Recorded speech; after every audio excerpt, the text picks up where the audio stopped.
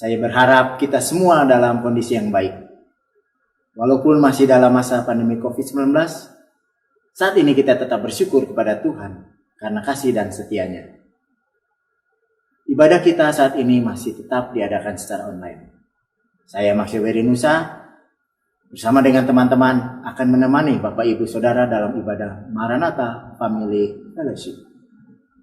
Tema kita saat ini belajar sepanjang hayat yang akan dilayani oleh Bapak Pendeta Yoce Handrikaru dari Gereja Kristen Indonesia Kebonjati, Bandung. Namun sebelumnya mari kita mempersiapkan hati kita secara pribadi di dalam doa. Mari kita bersatu di dalam doa. Bapak, terima kasih untuk siang ini. Kami bersyukur dapat berkumpul kembali, boleh menikmati sabda firman.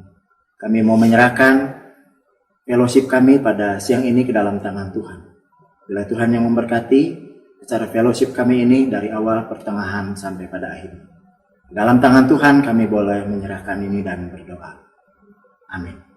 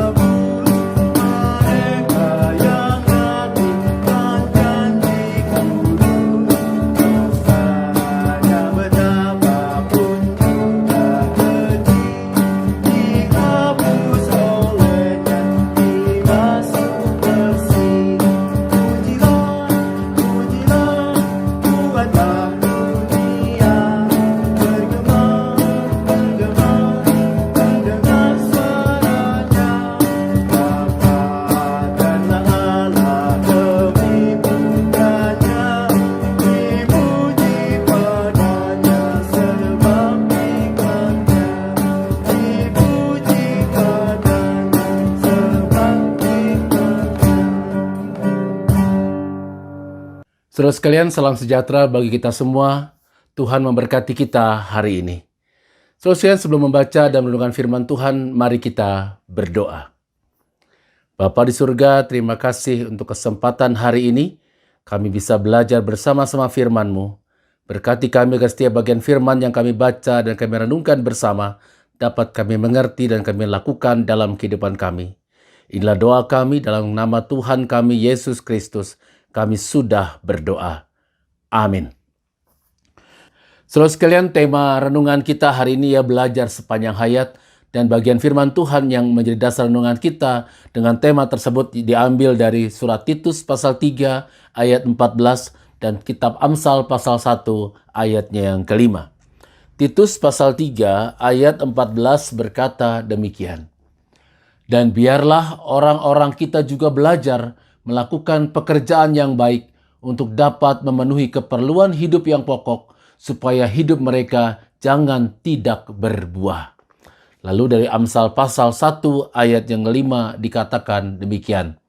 Baiklah orang bijak mendengar dan menambah ilmu, dan baiklah orang yang berpengertian memperoleh bahan pertimbangan. Berbahagialah kita yang mendengar firman Allah dan yang melakukannya. Selanjutnya sebuah pertanyaan reflektif yang baik untuk kita renungkan. Kita belajar untuk hidup atau hidup untuk belajar? Selanjutnya mana yang benar dari pernyataan ini? Belajar untuk hidup atau hidup untuk belajar? Menurut saya selanjutnya dua-duanya benar. Ini hanya masalah perspektif atau sudut pandang dalam menjalani kehidupan. Yang pertama, saudara, yaitu belajar untuk hidup. Tujuan utamanya untuk sekedar survive dalam kehidupan.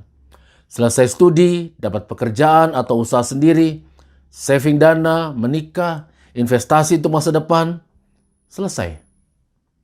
Yang kedua, lebih dari sekedar survive, tetapi juga pengembangan diri dan pengembangan kehidupan bersama.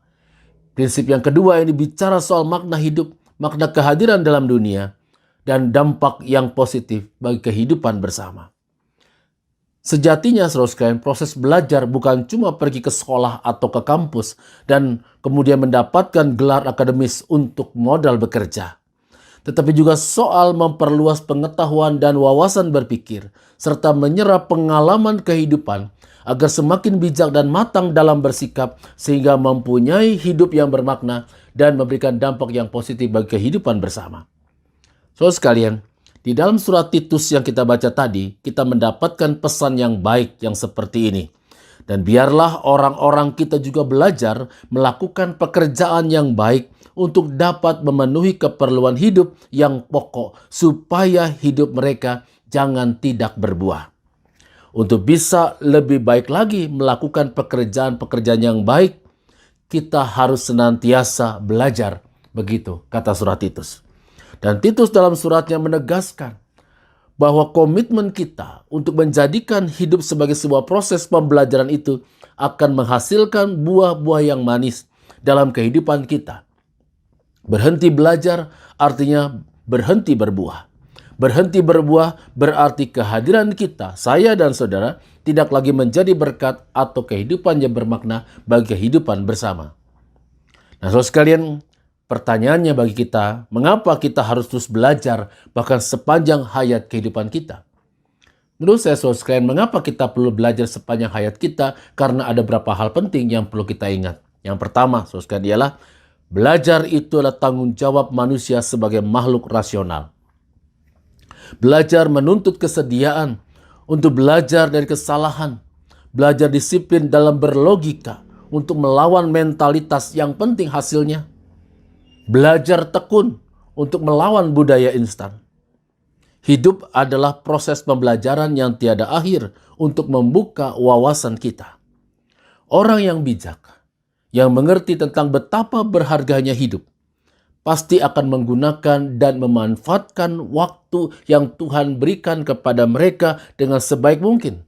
Dan salah satu cara untuk memanfaatkan waktu kehidupan yang Tuhan berikan kepadanya yang tepat adalah dengan selalu belajar mengembangkan diri, mengambil pelajaran di setiap kejadian yang terjadi di sekitarnya. Yang kedua, saudara sekalian, mengapa kita harus belajar? Karena dunia kita terus berubah. Perubahan adalah bagian kehidupan kita. Yang tidak berubah adalah perubahan itu sendiri. Dunia sekitar kita terus mengalami perubahan. Bahkan kita sekarang ini berada di era industri 4.0. Ada juga yang menyebut kita berada di era disrupsi, era perubahan yang begitu cepat. Ini semua mengatakan bahwa kita ada dalam suatu situasi dunia yang tidak statis. Tapi dunia yang terus berubah, dunia yang dinamis. Hanya mereka yang tanggap terhadap perubahan dan mau terus belajar bagaimana mengembangkan diri di tengah perubahan yang terjadi, mereka inilah yang akan terus menghasilkan buah-buah yang manis dalam kehidupan mereka, seperti kata surat Titus tadi. Yang ketiga, saudara sekalian, mengapa kita harus terus belajar? Karena pengalaman adalah guru yang terbaik. Jika hidup adalah soal belajar, maka siapakah gurunya? Guru terbaik sepanjang masa adalah pengalaman hidup. Pengalaman selalu mengajarkan kita untuk tidak mengulang suatu kesalahan dan menuntun kita untuk menjadi seorang yang lebih baik, lebih bijaksana, lebih efektif, lebih tepat dalam menjalani kehidupan.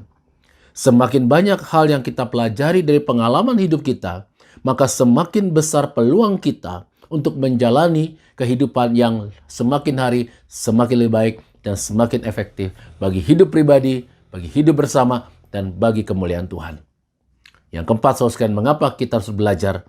Karena menjadi pribadi yang semakin matang, semakin dewasa, semakin bijak, semakin mampu bersikap dengan tepat, itulah sebuah proses yang tiada henti.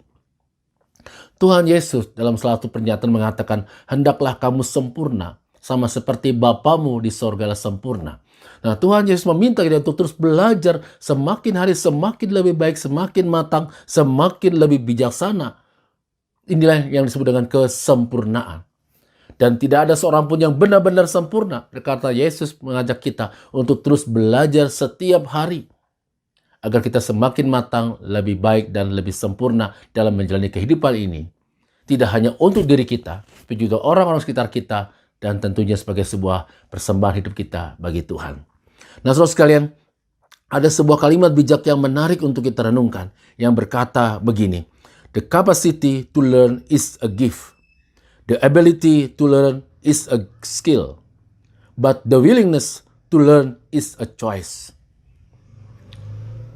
Kapasitas untuk belajar adalah sebuah pemberian atau anugerah. Kemampuan untuk belajar ini soal skill atau keterampilan. Tetapi keinginan untuk terus belajar adalah sebuah pilihan. Jadi saudara sekalian, Tuhan memberikan kemampuan kepada kita, kapasitas kepada kita untuk dapat terus belajar dan mengembangkan diri. Tetapi apakah kita akan menggunakannya atau tidak, inilah soal pilihan. Apakah saudara akan memilih atau tidak kesempatan yang Tuhan berikan untuk dapat terus mengembangkan diri saudara dan saya? Bagaimana kita mempunyai mentalitas yang mendukung kita untuk dapat terus belajar, bahkan belajar sepanjang hayat kita, agar kita semakin efektif, semakin lebih baik, semakin sempurna seperti yang Tuhan Yesus inginkan. Ada beberapa hal yang menurut saya perlu kita lakukan. Yang pertama, saudara, ialah mari saya dan saudara, kita semua mengembangkan hati seorang murid yang terus terbuka untuk belajar dan berinovasi. Milikilah keyakinan iman bahwa Tuhan memanggil kita menjadi pribadi yang terus bertumbuh mengembangkan diri sehingga berikan dampak yang positif bagi kehidupan bersama. Salomo, seorang yang sangat dipenuhi hikmat, pernah berkata seperti kita baca dalam Amsal pasal 1 ayat 5. Baiklah orang bijak mendengar dan menambah ilmu, dan baiklah orang yang berpengertian memperoleh bahan pertimbangan. Saudara sekalian, seseorang dikatakan bijak salah satunya bisa diukur dari kerinduan mereka untuk tidak menutup telinga, untuk mendengar banyak hal yang dapat memperluas wawasan berpikirnya.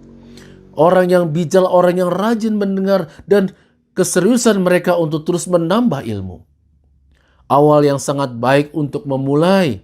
Kita punya hati seperti seorang murid yang mau terbuka dan untuk terus belajar, berinovasi, dapat kita temukan dalam Amsal pasal 1 ayat yang ke-7 ketika Salomo berkata, takut akan Tuhan adalah permulaan pengetahuan, tetapi orang yang bodoh menghina hikmat dan didikan. Hanya orang yang bodohlah yang menghina hikmat dan didikan. Hanya orang yang bodohlah, kata Salomo, kata kitab Amsal ini, yang tidak memilih untuk terus belajar mengembangkan dirinya. Sebaliknya orang yang bijak akan selalu menghargai dan terus mau mendengar serta belajar bagi pengembangan dirinya. Yang kedua, saudara sekalian, milikilah mindset atau cara pandang yang terbuka, bukan mindset yang tertutup. Sebagai manusia dalam kehidupan ini, saudara sekalian, kita jangan mempunyai mentalitas gelas penuh istilahnya. Seorang filsuf yang bernama Epictetus pernah berkata begini, adalah tidak mungkin untuk belajar ketika seseorang berpikir bahwa dia sudah tahu semuanya. Nah, saudara sekalian, orang yang open mindset akan selalu berpikir ada banyak hal baru yang perlu dia pelajari. Orang yang open mindset akan selalu berpikir dan bertindak. Ada banyak hal yang perlu dia pelajari agar dia semakin berkembang wawasan berpikirnya, wawasan kehidupannya. Sehingga itu akan menolong dia untuk dia semakin hari semakin lebih baik dan lebih efektif dalam kehidupannya. Dan saya dan saudara tidak akan bisa belajar mengembangkan diri kalau kita adalah orang yang closed mindset atau orang yang tertutup mindsetnya. Seperti Epictetus katakan tadi, kita tidak akan bisa belajar banyak hal dalam hidup ini kalau kita sudah merasa tahu segala-galanya. Nah, saudara, kita tidak akan mungkin menjadi manusia pembelajar jika kita sudah merasa tahu segalanya, merasa sudah paham, mengerti semua hal. Kita harus menyadari bahwa dalam hidup ini, kita belum tahu atau paham begitu banyak dalam kehidupan ini. Oleh sebab itu, kita perlu terus belajar mengembangkan wawasan berpikir kita. Kita terus berada dalam proses belajar untuk semakin mampu menjalani dan memaknai kehidupan yang Tuhan berikan kepada kita agar semakin bermakna dan memberikan pengaruh yang baik, berdampak yang positif, atau dengan kata lain menjadi terang dan garam bagi kehidupan ini. Yang ketiga, saudara sekalian, terus termotivasi untuk terus belajar secara kreatif agar mampu beradaptasi di era perubahan yang cepat ini. Saudara, menurut survei yang dilakukan oleh Brian Tracy, kunci keberhasilan orang-orang yang sukses, orang-orang yang memberikan makna kehidupan yang berarti bagi kehidupan bersama adalah mereka yang selalu punya keinginan untuk belajar. Dia memberikan contoh misalnya yang bernama Bill Gates dan Warren Buffett. Di tengah segala kesibukan mereka masih menyempatkan dirinya untuk belajar, membaca buku, dan melakukan hal-hal lain untuk mengembangkan wawasan berpikir mereka. Lalu sekalian, persoalannya adalah sebagian besar orang tidak mendisiplinkan dirinya untuk tetap belajar bagi pengembangan kehidupannya. Jika telah selesai sekolah atau kuliah, telah memiliki gelar akademis, telah memiliki pasangan hidup, telah memiliki pekerjaan atau jabatan yang dikatakan cukup baik, punya nafkah yang baik, dan banyak hal yang telah diraihnya, mereka tidak lagi mau belajar bagi pengembangan dirinya. Sehingga mereka adalah orang-orang yang tidak siap mengantisipasi perubahan-perubahan yang terjadi di depan dalam masa kehidupan mereka. Sebaliknya bagi mereka yang senantiasa menjadikan proses belajar merupakan bagian dari kehidupan mereka, mereka adalah orang-orang yang senantiasa siap mengantisipasi perubahan yang timbul atau bahkan perubahan-perubahan yang mereka ciptakan sendiri bagi hidup mereka dan orang-orang sekitar mereka. Mereka yang selalu mau belajar dan belajar mengembangkan diri, menambah wawasan berpikir mereka adalah orang yang siap menghadapi perubahan, badai perubahan. Karena mereka selalu punya bekal yang baik, yaitu bekal pemikiran, bekal pengetahuan, bekal hikmat kebijaksanaan dalam bersikap dan bertindak. Nah, saudara sekalian, hidup adalah sebuah proses pembelajaran. Kesuksesan sesungguhnya adalah ketika kita mampu memberi manfaat bagi kehidupan bersama. Sukses yang sesungguhnya tidak sekedar mendapatkan gelar akademis, tidak sekedar mendapatkan materi yang kita inginkan, tetapi apakah kehidupan kita itu bermakna bagi kehidupan bersama? Jika ada di antara kita yang merasa sudah selesai belajar, cukup belajarnya, ubahlah segera. Karena sesungguhnya, life is a learning process. When you stop learning, life stop right there. Teruslah belajar agar menjadi pribadi yang berdampak positif bagi kehidupan bersama, dan karena itu saudara akan menjadi terang dan garam dalam kehidupan ini. Tuhan memberkati saudara. Amin. So, sekali mari kita menaikkan doa syafaat kita.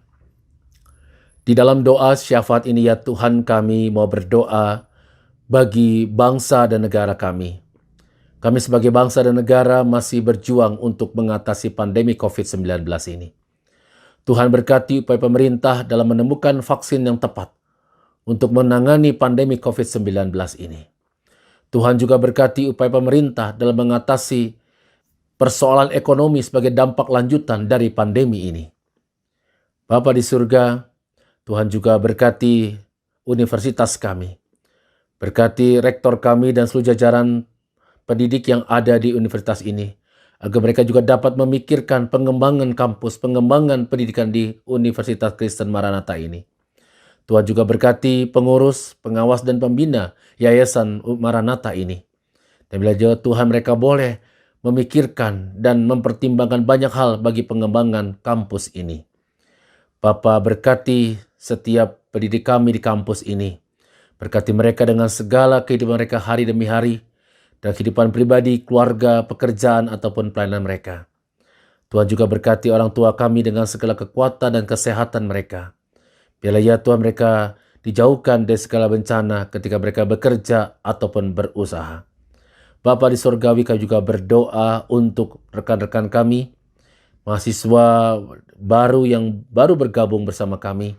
Tuhan juga memberkati dan mereka dapat mengikuti perkuliahan dengan baik. Kami berdoa untuk teman-teman kami yang dalam kondisi kurang sehat. Tuhan juga berkati mereka dan sembuhkan mereka. Bapa di sorga, inilah doa kami. Dalam nama Tuhan kami, Yesus Kristus, kami berdoa. Amin. Bapak, Ibu, Saudara yang dikasihi Tuhan, kita telah mendengarkan firman Tuhan. Kita bersyukur dapat belajar sepanjang hayat dari Sang Guru yang Maha Agung, yaitu Kristus. Dalam situasi dan kondisi apapun, biarlah Yesus yang adalah Tuhan dan Guru kita tetap menjadi penolong dalam kita menjalani hidup kita. Sehingga kita boleh tetap setia sampai mendapatkan mahkota kemuliaan yang dari Tuhan. Mari menyambut firman Tuhan yang sudah kita dengar dan bersama-sama menyanyikan lagu pujian yang diambil dari PKJ 185 bait 1 dan 2. Tuhan mengutus kita.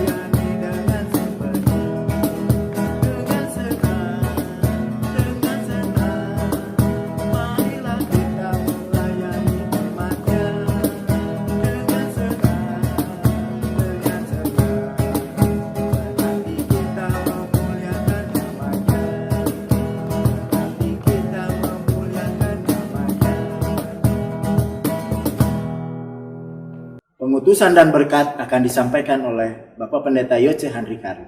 Saya persilakan. So, sekarang pulanglah dalam damai sejahtera Tuhan dan terimalah berkat dari Tuhan. Kasih karunia dari Allah Bapa, Putra, dan Roh Kudus menyertai saudara sekarang ini sampai selama-lamanya. Amin. Bapak, Ibu, Saudara, ibadah kita telah usai. Sampai berjumpa kembali dalam Maranatha Family Fellowship, Jumat tanggal 2 Oktober 2020 dengan tema Melekat pada Allah.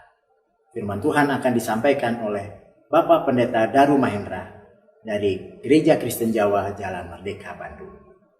Tetap semangat, tetap menjaga kesehatan. Tuhan Yesus memberkati.